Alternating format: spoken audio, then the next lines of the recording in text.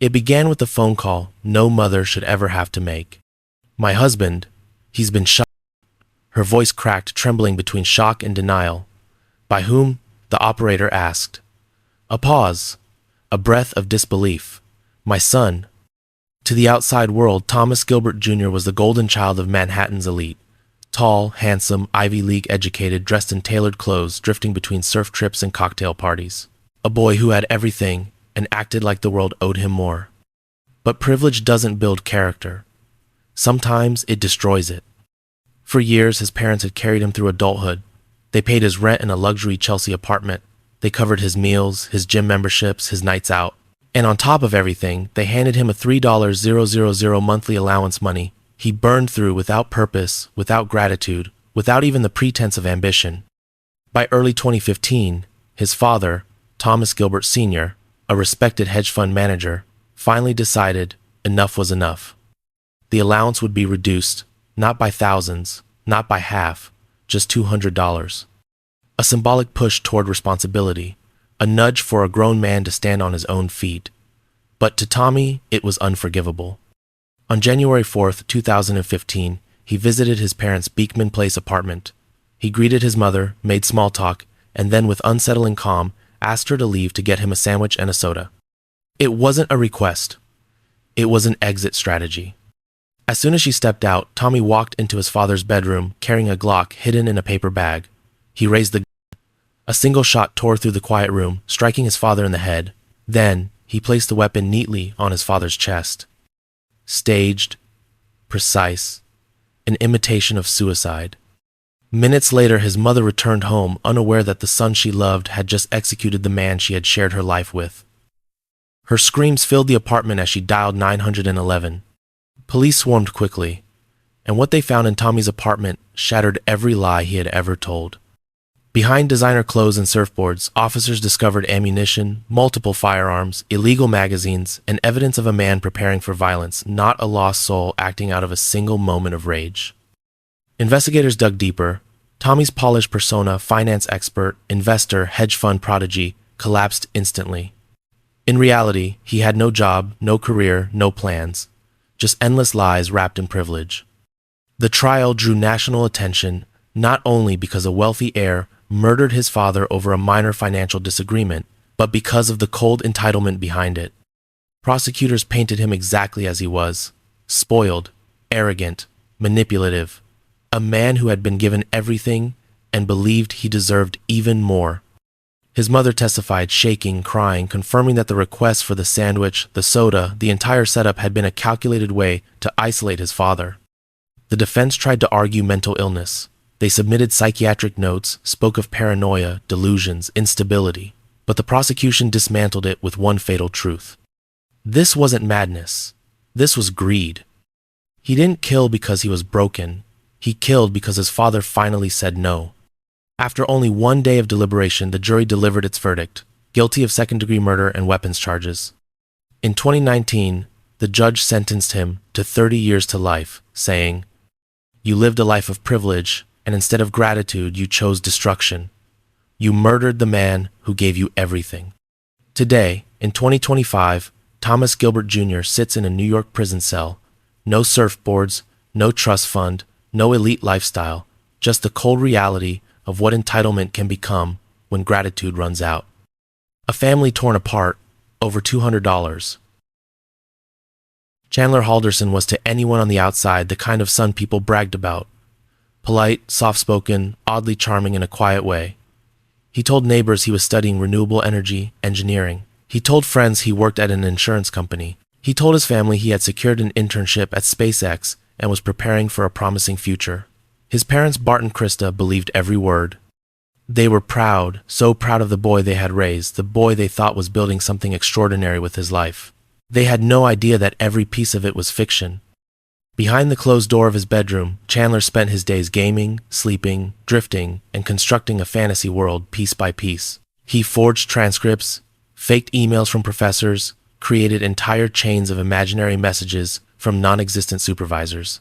He fabricated medical issues, staged injuries, invented physical therapy sessions. His life was a quilt stitched from lies, and the deeper he went, the harder it became to tell the truth. By the summer of 2021, those lies were beginning to collapse.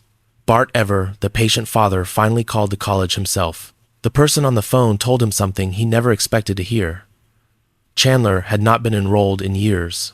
He wasn't graduating. He wasn't employed. He wasn't anything he claimed to be. For the first time, Chandler's carefully constructed world began to fracture.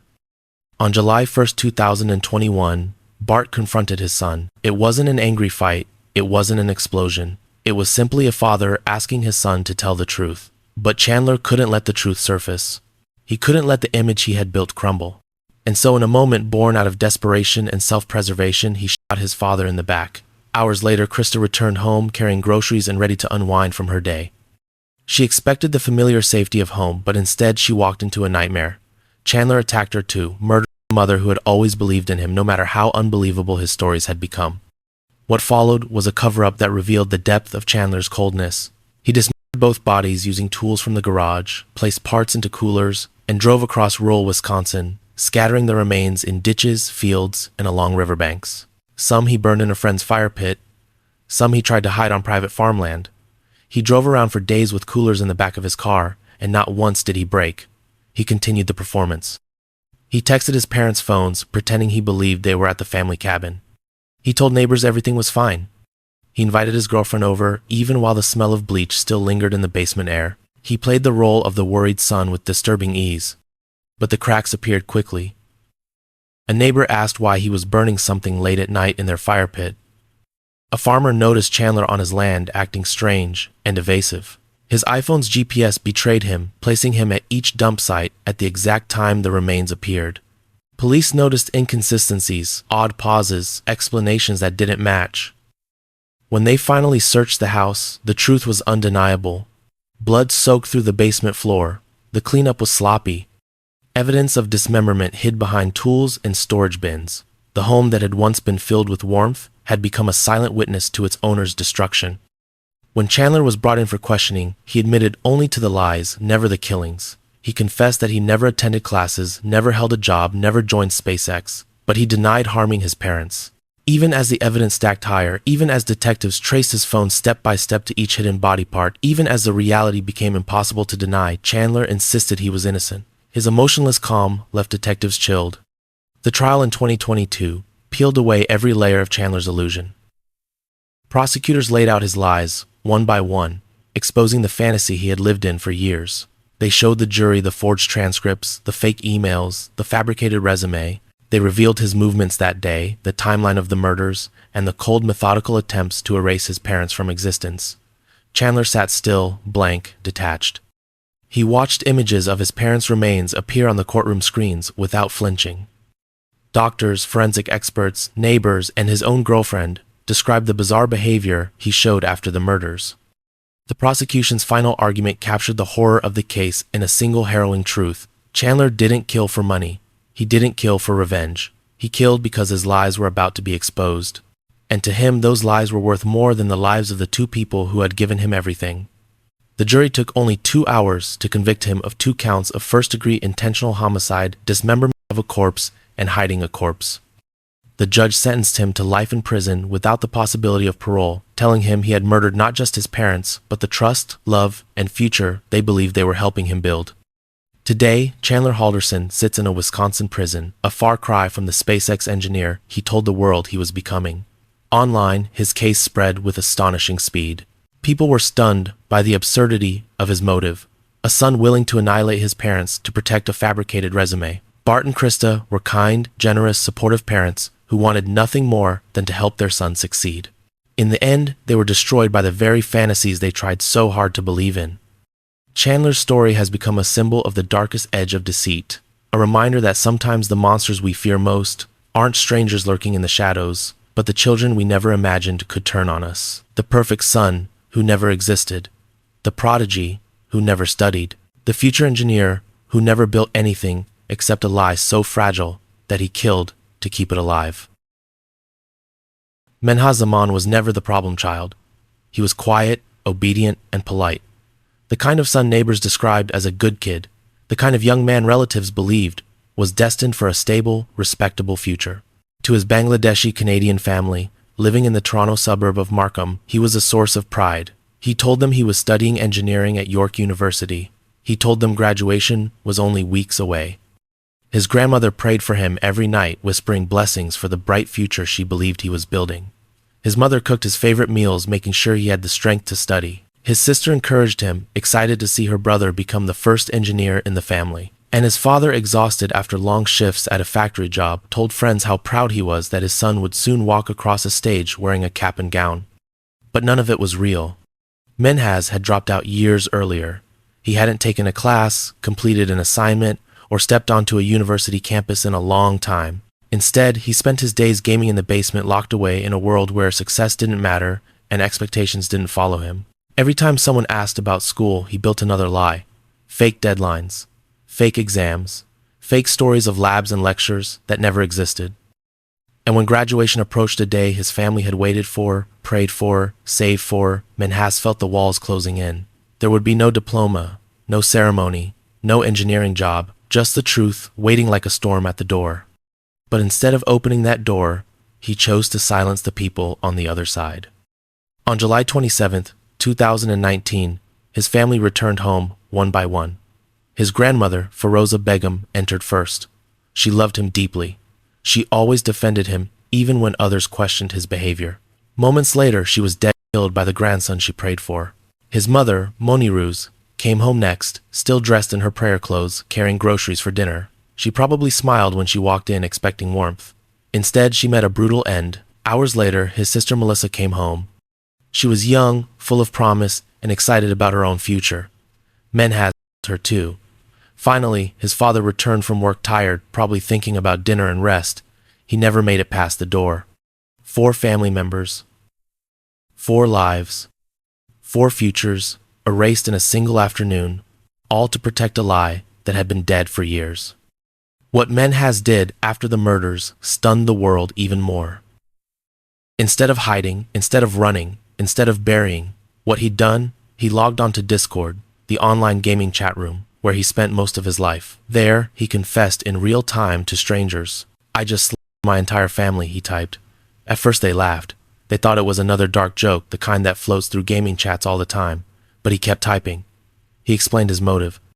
"I couldn't have lived knowing my family saw what a failure I was." The laughter stopped. Doubt turned into horror.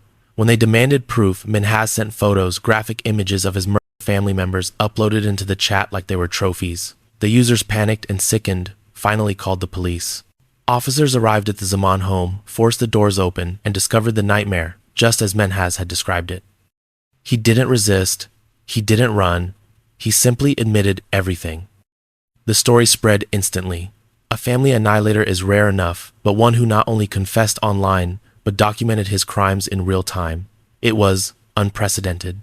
Screenshots of his Discord messages went viral across Reddit, Twitter, and true crime forums. The world watched in collective disbelief as the story of the Discord killer unfolded. When the case went to court, prosecutors didn't need to rely on speculation. They had the confession. They had the digital logs. They had the photos he sent to strangers. They had the motive written by Menhaz himself: shame, fear, cowardice. His entire family had sacrificed everything to give him a future. His mother cooked for him. His grandmother prayed for him. His father worked himself to exhaustion. His sister believed in him. And he killed them all so they would never see the truth that he had been lying to them for years. Prosecutors read his Discord messages aloud in court, each line a devastating blow. They called him selfish, manipulative, and cowardly. When he finally spoke, he offered the softest apology, one so empty that even the judge dismissed it. In 2020, Menhaz pled guilty to 4 counts of first-degree murder and received one of the harshest sentences Canada allows: life in prison, with no parole for 40 years. The Bangladeshi Canadian community was shaken to its core. They had lost not just 4 beloved members, but their sense of safety, trust, and understanding. Friends and relatives described the murders as a betrayal that words could never explain. Even today, they struggle to comprehend how the quiet boy they had known could have turned into the monster who wiped out an entire household to protect a fantasy. As of 2025, Menhaz remains in prison. He has no degree, no career, no future, no family. Only the legacy he created, a void, a tragedy, a cautionary tale of what happens when lies become a person's entire identity. His last choice was not just murder, it was the destruction of the only people who ever believed in him. Tyler Hadley was only 17, but the darkness growing inside him had already begun to swallow everything around him. To his classmates, he was strange, but harmless, a quiet kid who never quite fit in, someone who drifted between friend groups, always searching for attention, validation, or anything that made him feel noticed. In the months leading up to July 2011, he spiraled into something unrecognizable. He skipped classes, abused drugs, pushed away the few friends he had, and whispered disturbing fantasies about wanting to do something big, something unforgettable. Most people dismissed his words. Teenagers say outrageous things all the time. But Tyler wasn't bluffing. On the afternoon of July 16, 2011, inside the family home in Port Street, Lucy, Florida, Tyler walked into the garage and picked up a hammer. His mother, Mary Jo, sat at the computer in the living room, unaware of the storm forming behind her. She had raised him lovingly, supported him through every mistake, and tried desperately to understand the changes in her son. But in Tyler's mind, she was an obstacle, someone who enforced rules, someone who grounded him, someone who tried to guide him when he wanted freedom without consequence. He approached her, silently gripping the hammer so tightly that his knuckles went white. Then he attacked her from behind, striking again and again until she fell to the floor. Hearing the struggle, his father Blake rushed into the room. He had always been the calm force in the family, the one who tried to keep things steady. But Tyler turned the weapon on him too, to death in a brutal frenzy. There was no fight, no argument, no trigger, just a teenager who had decided his parents had to die, and a hammer that became the instrument of his choice. But what Tyler did next was even more disturbing. He dragged both bodies into the master bedroom, piled towels, clothes, and household items on top of them, and locked the door. He tried wiping up the blood, scrubbing the floors and walls, smearing streaks of red across the tile. The house still smelled metallic and sickening, but Tyler didn't seem to care. Instead, he walked to his computer, opened Facebook, and posted the final step of a plan he had been hinting at for weeks. Party at my house. Don't tell anyone. In just a few hours, the house filled with teenagers, around 60 of them, laughing, drinking, dancing, and wandering through rooms still stained with the aftermath of the murders. They stepped on floors Tyler hadn't cleaned well. They smelled something strange in the air. They noticed the family photos missing from the walls. They saw Tyler pacing, nervous, jittery, sweaty, constantly checking the hallway leading to the locked bedroom. But they shrugged it off. It was a teenage house party. Things felt weird all the time. Throughout the night, Tyler floated from group to group like a ghost. At one point, he told a small circle of friends, "I killed my parents."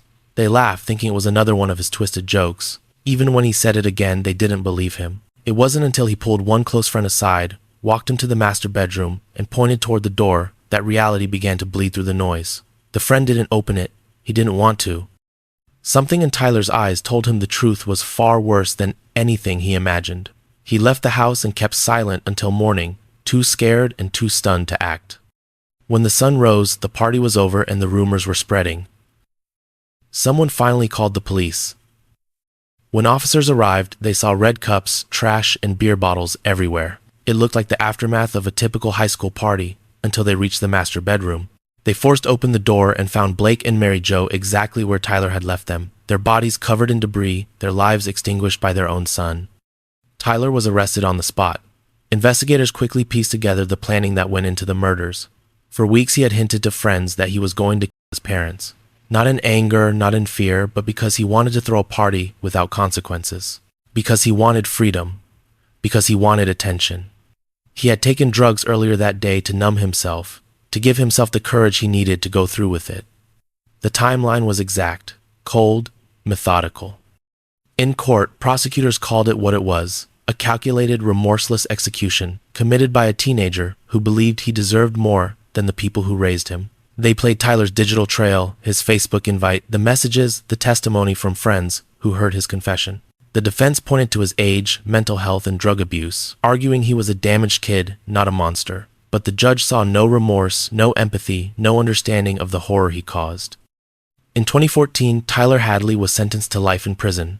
After changes in juvenile sentencing law, he was resentenced to life with a review after 25 years, but nothing could soften the reality of what he had done. The house was eventually renovated, sold, and lived in by new families, but the story lingered like a shadow in Port Street, Lucy. Many of the teenagers who attended that party are adults now, forever haunted by the memory of music blasting while death lingered behind a locked door. Today, Tyler sits in prison far from the spotlight he once craved.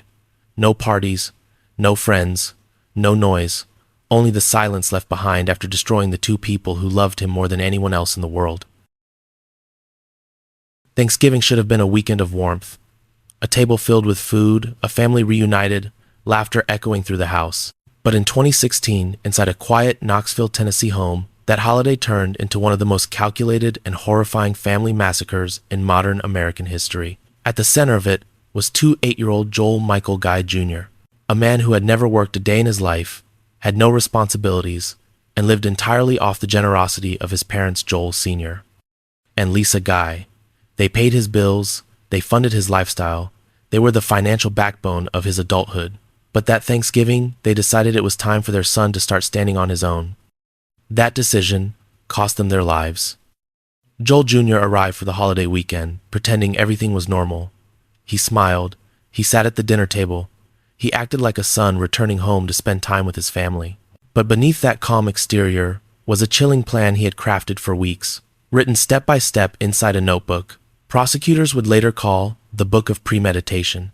In it, he outlined how he would kill his parents, how he would dismember their bodies, and how he would use chemicals to dissolve what was left. It wasn't a burst of anger, it wasn't a moment of madness, it was a roadmap to murder. On Saturday, November 26th, while the rest of the home was quiet, Joel Sr. went into the exercise room. It was there that Joel Jr. ambushed him. The attack was brutal, dozens of wounds, a struggle that left blood across the walls and floor, a father fighting for his life against the son he had supported for nearly 3 decades. But Joel Jr. had no intention of stopping. When Lisa returned home hours later carrying groceries for the family, still wearing the clothes she wore to the store, she walked into the same fate. She had no warning, no chance to escape. She was murdered in her own kitchen bags, still on her arms. But the horror didn't end with their deaths. Following the instructions in his notebook, Joel Jr. began the process of dismembering their bodies. He used sharp tools from around the house to cut them apart, placing parts in plastic bins filled with chemicals. The bathroom became a laboratory of dissolution, where chemicals bubbled and flesh broke down. The smell of decay, mixed with the sharp sting of bleach and peroxide, filled the house. It was a scene so gruesome that investigators struggled to put into words what they found. And all the while, Joel Jr. continued his plan calmly. Cameras captured him at Walmart that same night walking through the aisles with a deep cut on his hand, injuries he sustained during the murders, buying bandages, ointment, and hydrogen peroxide as casually as someone picking up snacks. His face was blank, emotionless, untouched by the devastation he had left behind. What Joel Jr. didn't anticipate was Lisa's reliability. When she didn't show up for work on Monday, her employer immediately became concerned. Lisa never missed work. She never arrived late. When calls went unanswered, they contacted the police. That simple act of concern saved what was left of the crime scene. When officers entered the Guy home, they were met with the overwhelming smell of chemicals. They found blood in nearly every room. They found body parts dissolving in liquid. They found a notebook filled with detailed instructions how to kill, how to clean, how to inherit. It was one of the most disturbing crime scenes in Tennessee history. Joel Jr. was arrested shortly after. During the investigation, and later in court, prosecutors exposed his motive with devastating clarity. Joel Jr. wasn't angry. He wasn't desperate. He wasn't mentally broken. He was simply unwilling to lose the financial support his parents provided. They planned to cut him off, and instead of learning independence, he chose annihilation. The notebook read aloud in court revealed the full extent of his planning.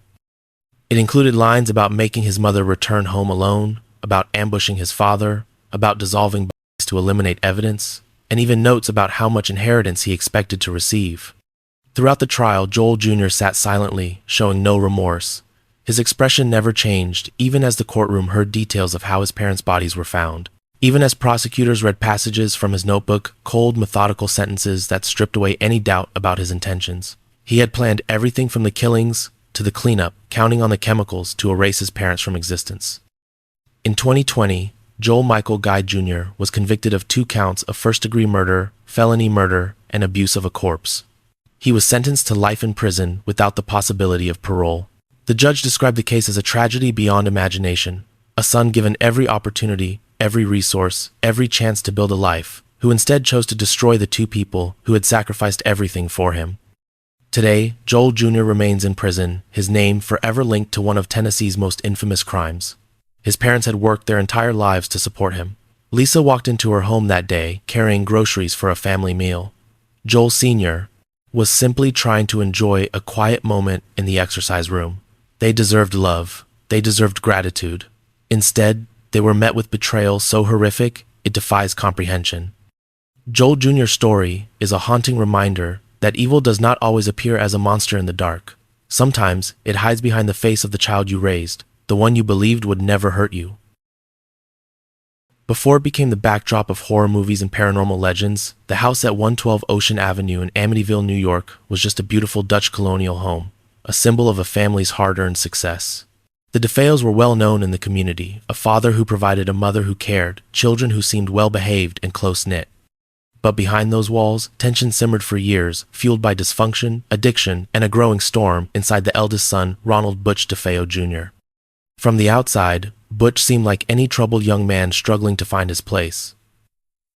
But inside the home, he clashed constantly with his father, Ronald Sr., a strict, domineering figure who demanded obedience and rarely showed warmth. Their arguments were loud, frightening, and frequent. Friends recalled hearing screaming matches that shook the household. Yet, despite their issues, the family continued supporting Butch financially, hoping he would eventually find direction. Butch didn't find direction. Instead, he found deeper addiction: heroin, alcohol, self-loathing, resentment. The drugs didn't quiet the chaos. They amplified it. And by late 1974, the fracture inside him had grown into something violent and uncontrollable. In the early morning hours of the 13th of November 1974, Butch retrieved a Marlin .35 caliber rifle. While the rest of the family slept, he moved through the house like a shadow. First, he went to his parents' bedroom and shot them both as they slept. Then he walked to his siblings' rooms, Don, Allison, Mark, and John Matthew, and killed each of them in their beds. 6 people executed one by one, all found lying face down, as if arranged or unaware of what was happening. The most chilling part, despite the rifle's thunderous blasts, none of the family appeared to have woken up or struggled. No neighbors heard anything strange. The silence only deepened the horror. When the massacre was complete, Butch showered, changed clothes, got rid of evidence, and then staged his own performance. Later that day, he walked into a local bar, distraught, shouting for help. "My parents have been shot." Friends and bar patrons rushed with him back to the house, unaware that the killer was standing among them, playing the role of the devastated survivor. Police arrived quickly. As they moved from room to room and discovered the bodies, confusion filled the house. Who could have done something so monstrous? Butch immediately offered an explanation. He claimed the family had been targeted by a mob hitman. His shifting behavior, inconsistent story, and lack of genuine emotion quickly raised doubts. Detectives noticed he contradicted himself each time he repeated the story. By the next day, overwhelmed by inconsistencies, Butch finally broke. "Once I started," he said, "I just couldn't stop. It went so fast." His confessions stunned the nation. The trial in 1975 became a media frenzy. Butch's defense claimed he was insane, controlled by voices that told him to kill. Psychiatrists testified about possible paranoid schizophrenia. They painted him as a man tormented by inner demons. But prosecutors countered with cold, simple facts: years of drug abuse, violent history with his father, financial greed, and a calculated series of killings. They argued he wasn't driven by voices, he was driven by rage and the desire for life insurance money. The jury believed the prosecution. In November 1975, Butch DeFeo was convicted on 6 counts of second-degree murder and sentenced to 25 years to life for each count, all to run consecutively. Even behind bars, Butch continued to shift his story. Sometimes he blamed his sister Dawn, claiming she killed the siblings and he killed her in retaliation. Other times, he said his mother was involved. Later, he returned to the voice's story. For decades, his versions changed, except for the truth that could never be undone. But the DeFeo murders would not remain a simple true crime case. A year after the killings, the Lutz family bought the house and claimed to have experienced terrifying paranormal events. Their story inspired the Amityville Horror, a best-selling book and later a hit film franchise that turned the house into one of the most famous haunted locations in the world. The sensationalism overshadowed the tragedy, burying the very real victims beneath layers of Hollywood myth. Through the years, debates raged. Were the hauntings real? Were they fabricated? Was the house cursed? But beneath the ghost stories was the undeniable truth that 6 innocent people were murdered by someone they trusted completely. The real horror was not supernatural, it was a betrayal sealed in blood. In March 2021, after nearly 5 decades behind bars, Ronald Butch DeFeo Jr. died in prison at the age of 69. His death marked the end of a dark chapter that had become twisted into legend. But for those who remember the victims, not the movies, the story remains one of the most chilling family massacres in American history. The house at 112 Ocean Avenue still stands. It has new owners, new memories, and a new address to avoid attention. But its legacy remains carved into true crime history. Beyond the sensationalism and ghost stories, there lies the tragedy of a family destroyed from within, a reminder that sometimes the most terrifying monsters aren't supernatural at all, they're human. On July 10, 2001 inches, the quiet Sydney suburb of North Ryde, a tragedy unfolded inside a well-kept family home, a tragedy that would later reveal a level of betrayal so cold, so calculated, that it shook Australia to its core. The Gonzalez family were everything an immigrant family hoped to become. Teddy and Mary, hardworking Filipino parents, devoted their lives to giving their children stability, education, and opportunity. Their daughter Claudine was bright and full of promise.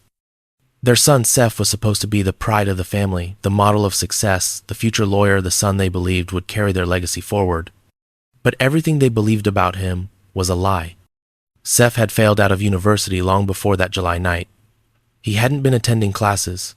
He hadn't been passing exams. Instead, he hid his failures behind fabricated report cards, forged grades, and empty stories about his bright academic future.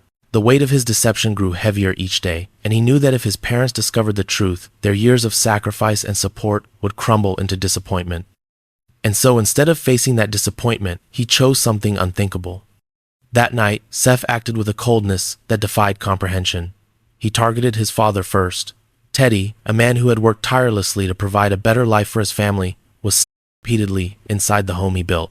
Minutes later, Mary arrived, arms loaded with groceries, ready to prepare dinner.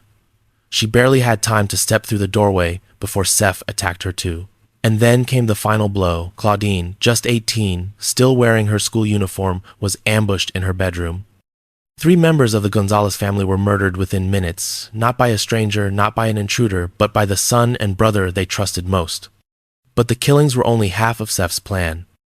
With their blood still drying, he grabbed a can of spray paint and scrawled racial slurs on the walls. He staged the scene to look like a hate crime, hoping police would follow a trail of false clues instead of looking at him. Then he transformed himself into the grieving survivor. He cried in front of relatives. He hugged friends. He spoke to reporters on live television, pleading for information, telling the world he was devastated by the loss of his family. His performance was convincing, so convincing that for a moment, some believed him. But detectives didn't. From the start, something felt wrong. Seth's story shifted every time he told it. He had no injuries that matched the violent struggle he described.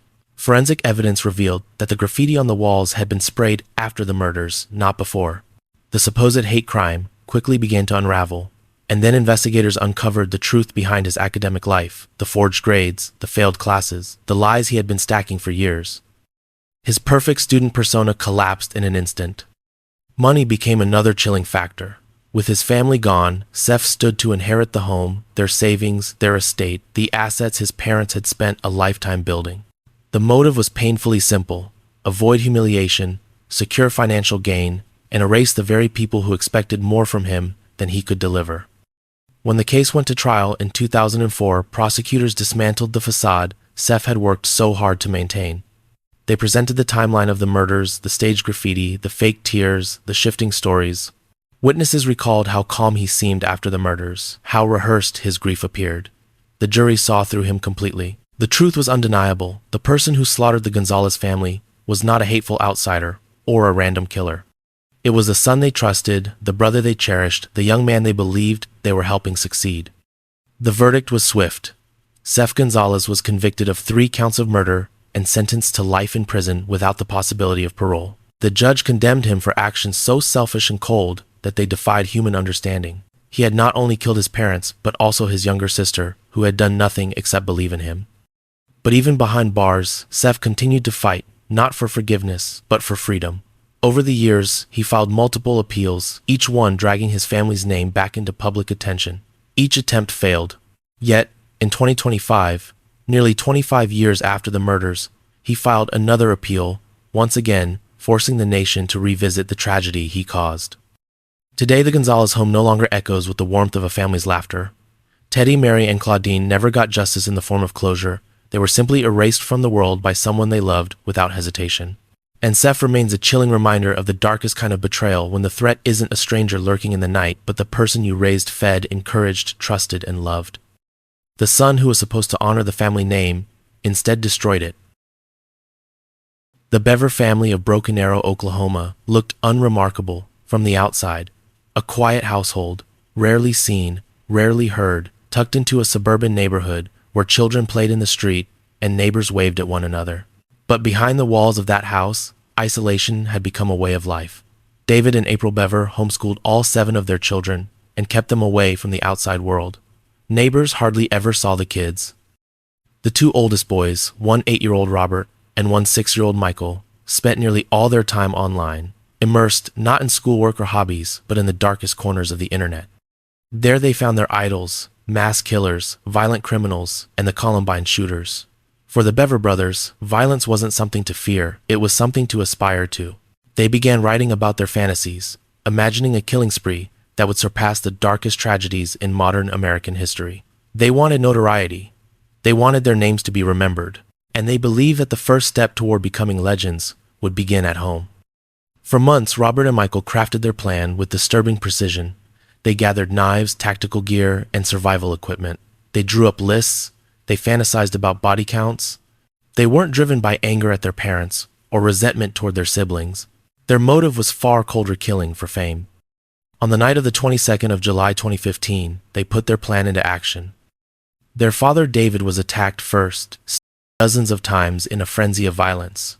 Their mother April tried desperately to fight back, but the brothers overwhelmed her, stabbing her repeatedly until she collapsed. Then they moved through the house toward their siblings. They killed Daniel, Christopher, and Victoria, children who had no chance to escape, no ability to understand why their older brothers were attacking them. But in the midst of the carnage, something unexpected happened. Their 3-year-old sister Crystal, stabbed multiple times and gravely wounded, refused to surrender to death. With her last strength, she reached for a phone and dialed 911. Her voice was barely a whisper, trembling, filled with terror. She told the operator, through the blood and agony, that her brothers were killing everyone. That call, so quiet, so fragile, became the spark that exposed the massacre. Police arrived within minutes. The house was nearly silent, but the silence was deceptive. Officers moved room to room, stepping through blood-soaked hallways, finding the bodies of the family members who had been slaughtered. They found Crystal clinging to life, her small voice the only reason anyone was still breathing inside that home. Upstairs, they discovered the youngest child, 2-year-old Autumn, miraculously unharmed in her crib. The baby had slept through the nightmare unfolding around her. Robert and Michael had fled, but not far. Officers found them in the woods behind the house, covered in blood, still holding the weapons they had used.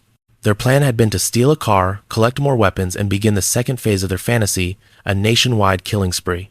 They believed the massacre of their family was only the opening act, a warm-up for the infamy they wanted so desperately. The investigation that followed peeled back each layer of their disturbing obsession. Police uncovered documents on their computers, detailing months of preparation. They read the brothers' messages about how many people they hoped to kill. They listened as Robert described his lifelong desire to murder. They learned that neither brother felt remorse. In fact, Robert spoke with pride, as if what he had done proved something about him. Crystal's survival became the key to the entire case. In court, she testified against her brothers, her voice steady despite everything she had endured. Her bravery became the moral center of the trial, the reminder that innocence had survived even in the darkest violence imaginable. The courtroom heard chilling details. Robert admitted to wanting to kill since childhood. He described the murders not as acts of rage, but as steps toward destiny. Michael, though younger, admitted his role clearly and without hesitation. Neither brother cried. Neither apologized. Neither took responsibility in a way that resembled humanity. The verdicts were swift. Robert Bever was sentenced to 5 life sentences without parole. Michael, tried as an adult, despite being 16, received the same fate, 5 consecutive life terms. 2 teenagers who dreamed of becoming legends instead ensured that they would spend the rest of their lives in a prison cell, remembered not with admiration, but with horror. The Bever house itself became a haunting symbol for the community. For years it sat abandoned, a place locals refused to look at. Eventually residents pushed for it to be demolished. It was torn down and replaced with a memorial park, a sign of remembrance for the victims David April, Daniel Christopher, and Victoria Bever. The space where a home once stood became a quiet place for mourning, reflection, and healing. As for Crystal and Autumn, their lives were forever altered. Crystal carries scars from that night, physical, emotional, unimaginable. Autumn will grow up never knowing her parents or four of her siblings, learning one day that her family was destroyed by the very brothers who were supposed to protect her. The Bever brothers wanted to be worshipped, admired, feared. They wanted to carve their names into history through violence. Instead, they became monsters whose infamy serves only as a warning of how isolation, obsession, and unchecked fantasy can twist young minds into something unrecognizable. In the quiet countryside of Essex, England stood White House Farm, a place that symbolized stability, heritage, and the hard-earned success of the Bamber family. Neville and June Bamber had built a life of comfort there, raising their adopted children, Jeremy and Sheila, with every opportunity they could provide. To the outside world, their home looked peaceful, even idyllic. But beneath the surface was a darker truth. Jeremy, their 4-year-old son, was growing resentful, restless, and hungry for a life of wealth and freedom that required no effort of his own. Jeremy had always been different. Handsome, charming, and manipulative, he used people the way others used tools. He drifted through life, unwilling to work, living off his parents' generosity, while secretly resenting the control that came with it. White House Farm, with its land, its legacy, and its value, was something Jeremy didn't want to inherit someday. He wanted it immediately, and he wasn't willing to wait. On the night of August 6th, 1985, the tranquility of the farm shattered. Police received a call from Jeremy claiming his father had phoned him in the middle of the night, panicked, saying that Sheila, his sister, who struggled with mental illness, had gone berserk with a gun. When officers arrived at White House Farm, they entered a scene that at first seemed to match Jeremy's story.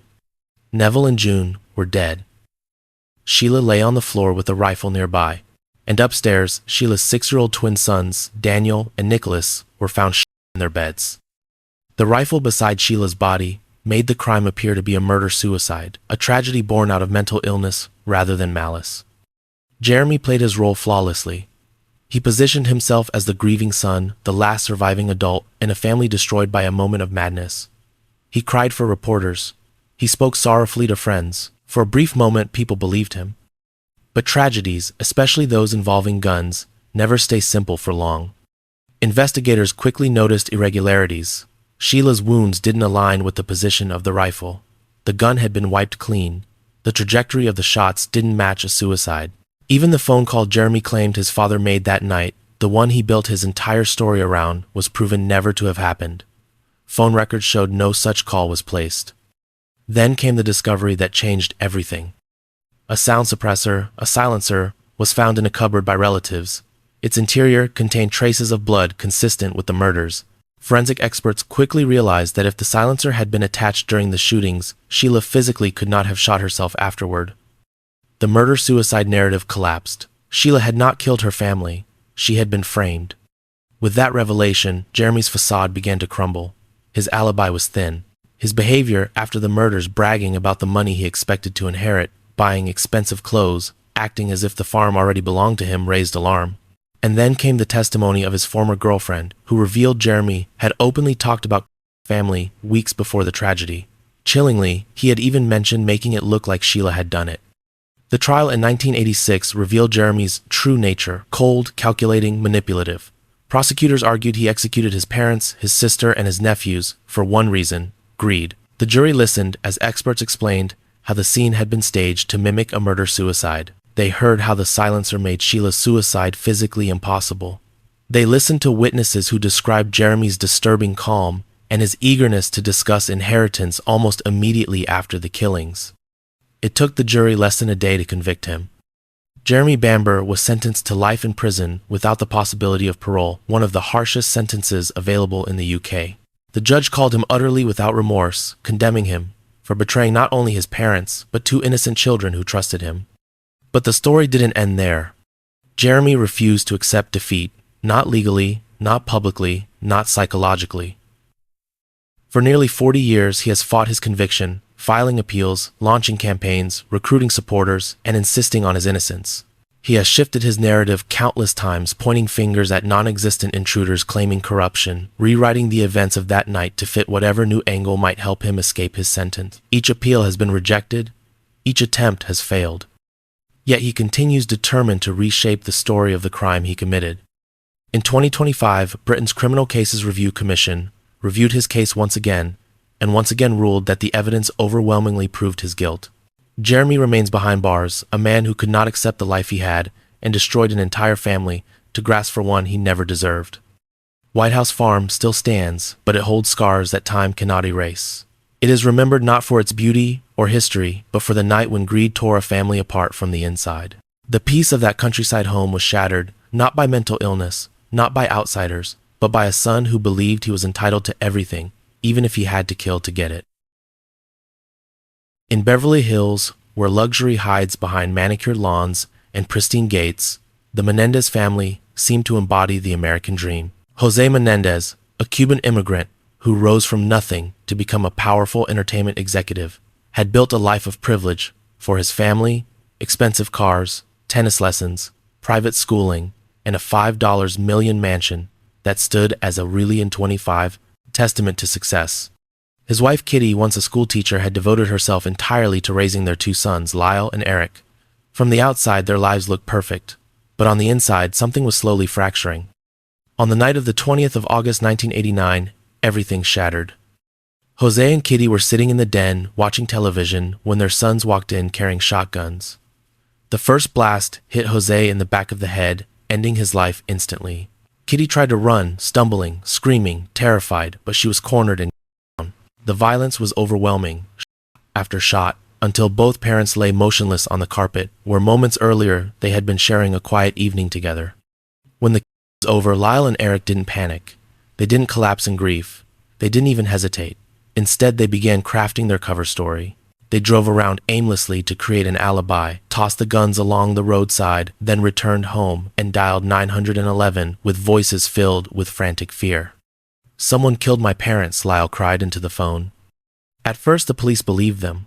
Two traumatized sons in Beverly Hills, hardly the image of cold-blooded killers. Investigators treated Jose and Kitty's deaths as a possible mob hit a theory that made more sense than the idea of their own children turning the guns on them. But soon the cracks began to show.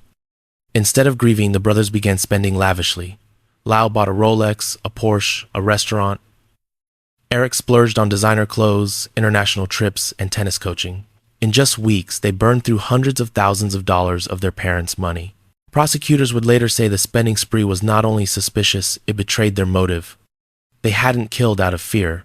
They killed for fortune. The case took a sharp turn when Eric, weighed down by guilt or ego or something in between, confessed to his psychologist. The confession should have remained confidential, but it leaked. And in March 1990, the Menendez brothers were arrested. What followed became one of the most sensational trials in American history, a courtroom drama broadcast into living rooms across the nation. The prosecution argued a simple narrative: greed. The wealth, the inheritance, the luxury the boys didn't want to lose. The violent execution, the staged alibi, the frenzied spending afterward, it all pointed to a calculated plan.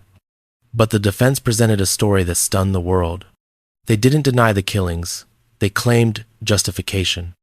According to the defense, Jose Menendez was a tyrant. They alleged years of emotional, physical, and sexual abuse. They said Kitty ignored it, enabling the cycle. They claimed the brothers lived in constant terror, convinced their father would eventually kill them to protect family secrets. The killings, the defense argued, were acts of self-preservation, two young men pushed to the breaking point. The country became divided. Some saw spoiled rich kids manipulating the world with crocodile tears. Others saw victims of generational trauma finally snapping under unbearable pressure. The first trial ended with a hung jury. No verdict, no closure, just a nation polarized. But everything changed in the second trial in 1995. This time, the judge sharply restricted the abuse testimony. No long explanations, no emotional appeals. The focus returned to the hard evidence, the execution-style killings, the staging, the shopping sprees, the lies. Without the emotional weight of their abuse story dominating the narrative, the defendants' motives looked more like greed than survival. Both brothers were convicted of first-degree murder and sentenced to life in prison without parole. But the case didn't fade into history, it evolved. In the age of social media, a new generation rediscovered the Menendez brothers. Documentaries, dramatizations, and viral TikTok edits reframed them not as monsters, but as broken young men shaped by trauma. Hashtags demanding a retrial trended worldwide. Sympathy grew. Doubt resurfaced. The question returned, were Lyle and Eric the villains of the story, or the products of a home far darker than anyone ever knew? In 2018, after nearly 30 years apart, the brothers were reunited in the same prison. The emotional moment ignited a new wave of public interest. People saw two middle-aged men hugging after decades of separation and wondered if justice had been served or if something crucial had been overlooked.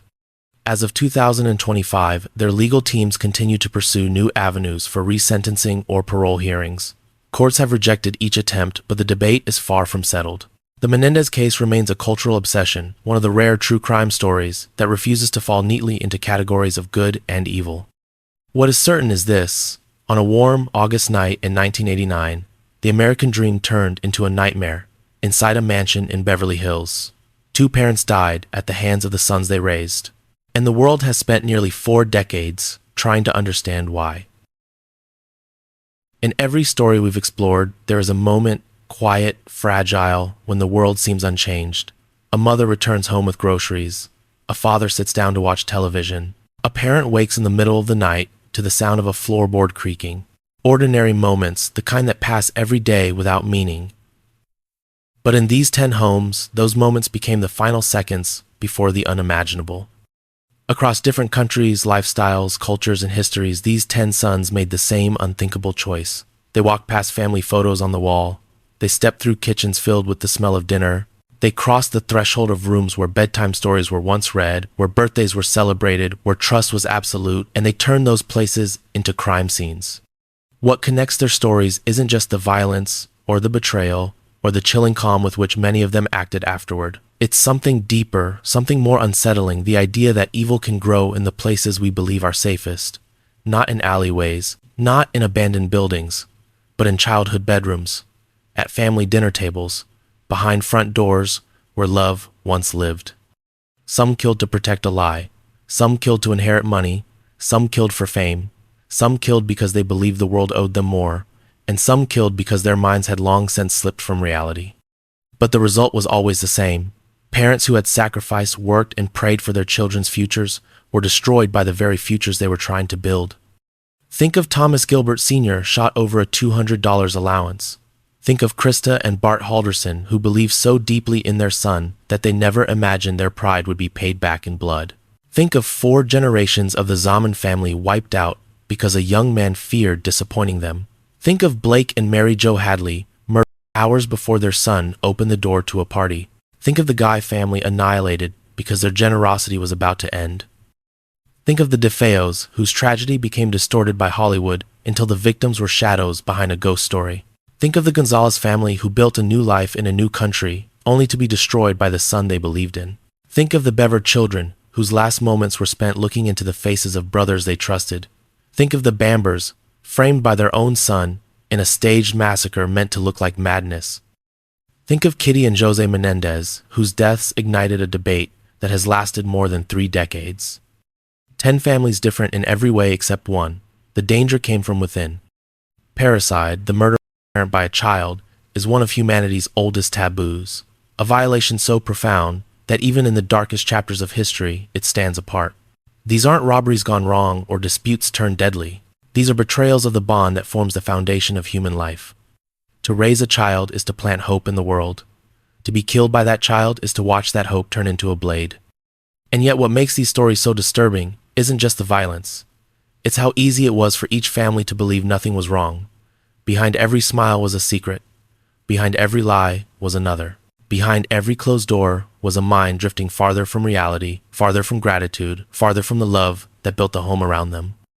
These stories force us to confront a truth most people never want to face. You can give someone everything, love, money, comfort, opportunity, and still never truly know who they are when the world falls quiet.